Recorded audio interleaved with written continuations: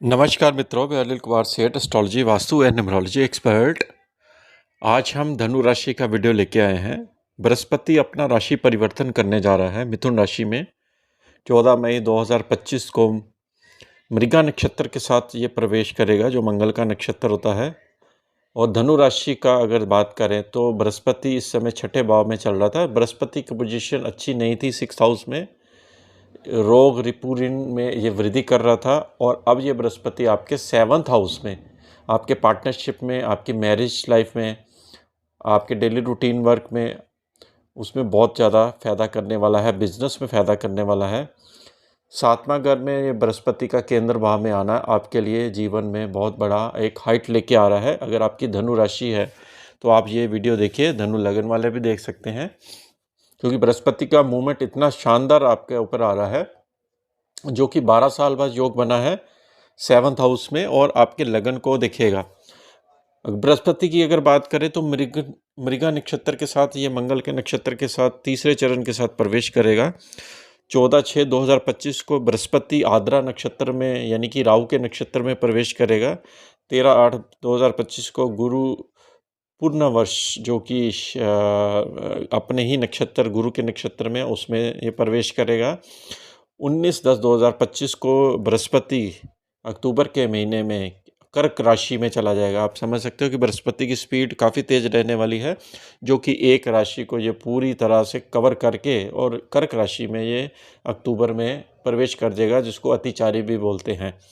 तो स्पीड काफ़ी तेज़ रहने वाली है बृहस्पति की, और आपको क्विक डिसीज़न जो लेने पड़ेंगे उसमें हो सकता है कि आपको पॉजिटिविटी अपनी दिमाग की बहुत बना के रखें। पॉजिटिविटी रहेगी तो डिसीज़न आप ले पाएंगे, नहीं तो डिसीज़न आपसे, अपॉर्चुनिटियां आपके हाथ से मिस हो सकती हैं। इसलिए स्पीड काफ़ी तेज़ है। जब स्पीड तेज़ हो जाती है, यानी कि किसी वाहन की या किसी भी चीज़ की स्पीड तेज़ होती है, तो कई चीज़ों में ब्रेक मारना बड़ा मुश्किल हो जाता है। इसलिए बृहस्पति अपनी पूरी राशि जो है वो मात्र अक्टूबर के महीने में पूरी कर देगा, और ये कर्क राशि में फिर वक्री होगा और वापस मिथुन राशि में आ जाएगा। और फिर दोबारा से ये मिथुन राशि में जो इसका संचार है वो 2/6/2025 को समाप्त हो जाएगा, और फिर ये फुल फ्लैज होकर कर्क राशि में ये प्रवेश करेगा 2026 में। तो इस तरह से ये बृहस्पति का मूवमेंट भी रहने वाला है। और इसका वक्री पीरियड जो रहेगा 12 नवंबर 2025 से लेकर 10 मार्च 2026 तक ये वक्री भी रहेगा।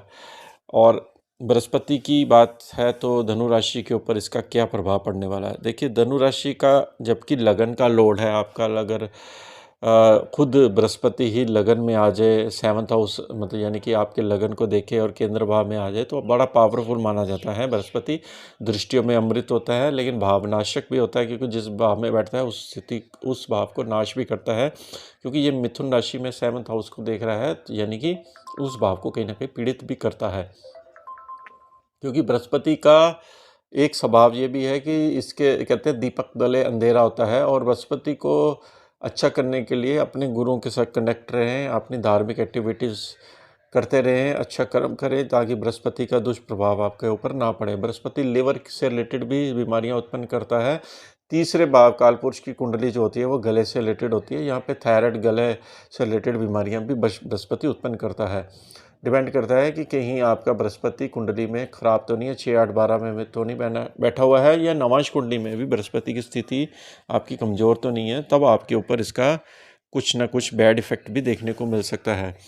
ओवरऑल धनु लगन और राशि के लिए 7वें घर में बृहस्पति काटना, पार्टनरशिप के काम में आपको नई ऑफर आ सकती है, बिजनेस की अपॉर्चुनिटी आपकी बढ़ेगी। आपकी शादी नहीं हो तो शादी के रास्ते खोलेगा। आपकी पत्नी आपके साथ ट्यूनिंग्स अच्छी रहेगी, पत्नी के साथ कोई मिलकर काम भी खड़ा कर सकते हैं।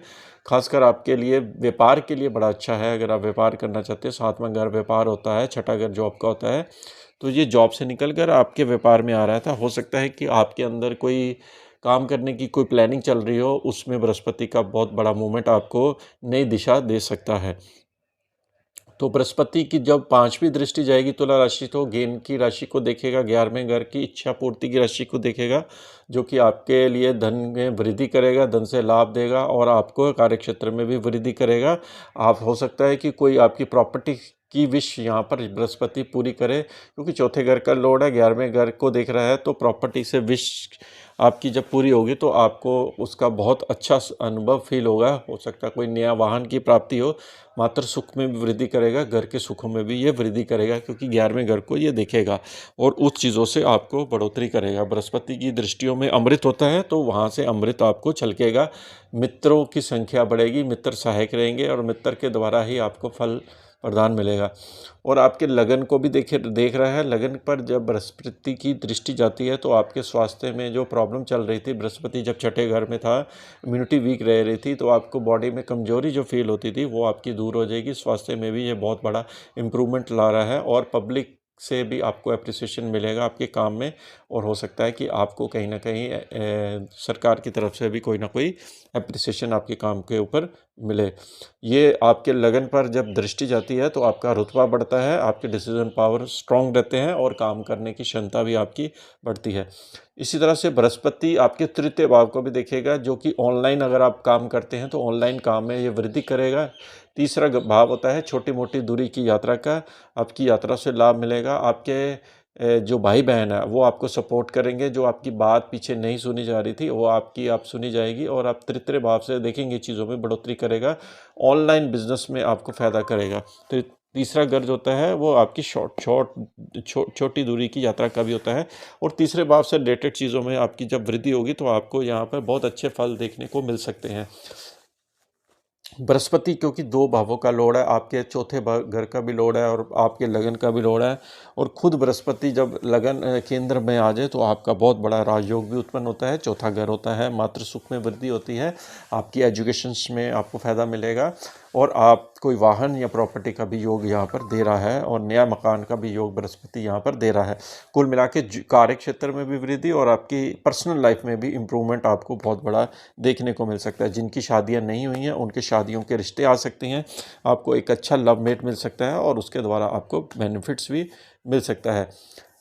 इसके जब वक्री होगा तो वो ये आपका पिछले भाव का भी फल देगा।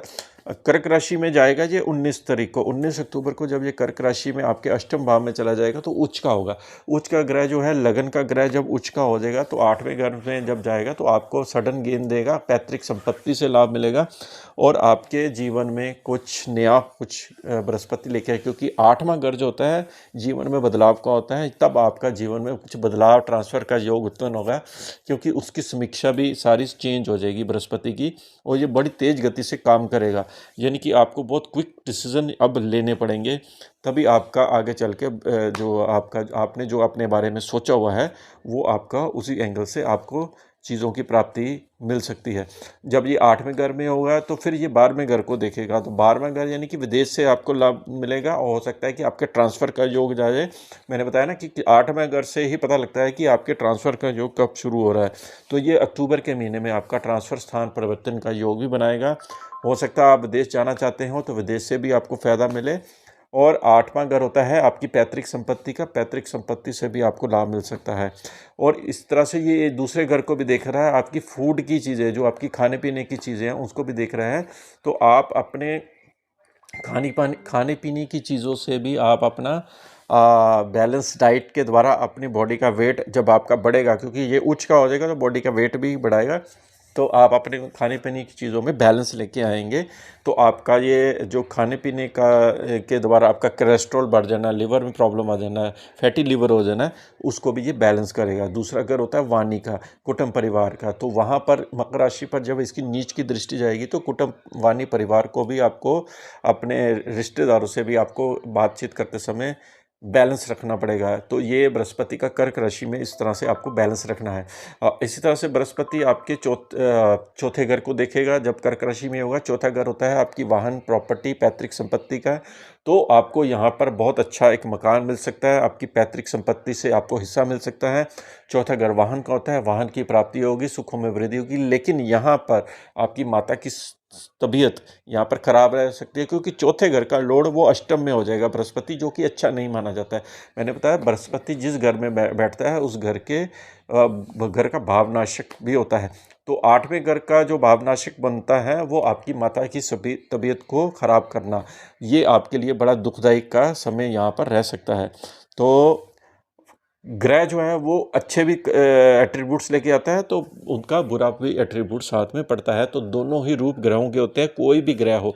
ऐसा नहीं है कि जो शुभ प्लैनेट है उनका अशुभ प्रभाव नहीं पड़ता है, उनका भी पड़ता है लेकिन उनका कम होता है। लेकिन जो शैडो प्लैनेट होते हैं, क्रूर प्लैनेट होते हैं, उनका बहुत तेज़ी से पड़ता है। और बृहस्पति के लिए सबसे बढ़िया उपाय ये होता है, विष्णु भगवान की प्रार्थना करें, पीली चीज़ों का गुरुद्वारे में या मंदिर में दान दें। बाकी धर्म वाले भी अपने अपने धार्मिक संस्थाओं में गुरुवार वाले दिन अपनी अपनी चीज़ों का, खाने पीने की चीज़ों का गरीबों का दान दें, तो उनके सुखों में वृद्धि और हो सकती है। तो आपको वीडियो कैसी लगी ज़रूर बताइए। इसके साथ ही हम आपसे आज्ञा लेते हैं। नमस्कार।